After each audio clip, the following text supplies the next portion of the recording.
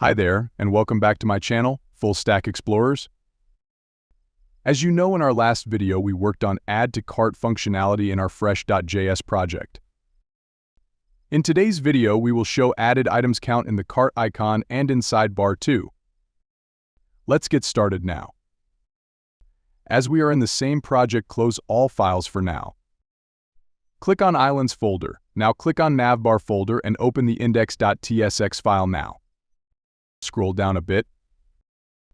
In the span div, we will show the cart items count here, and above code, which is sidebar, will show the count here too. Alright, below the styles object, let's create useEffect method here. In that method, we will create an interval ID variable. In the interval ID variable, we will add setInterval here, which will be 1 second. In setInterval method, we create a variable which store all the products which added in the cart from local storage. Alright, let's create a state above which will store the cart product's length. The initial value will be always 0, as there will be no products in the cart. We will show 0 as always. Alright, now set the cart product's length to cartproducts.length.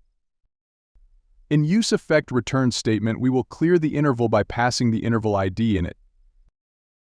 Now I will pass the cart product's length to our sidebar paragraph by wrapping in the curly brackets. We will do the same thing below in our cart icon span tag too. Alright, it's set now. Let's check the changes in the browser now. As I'm in the browser now, let's add products now. As you can see, it changing the count real time here. Great, if I remove the data from local storage, it will show 0 here. Alright, we have set our cart count functionality now. In the next video, we will show all the added products in the sidebar. That's it for now. I'll see you guys in the next videos now. Happy coding!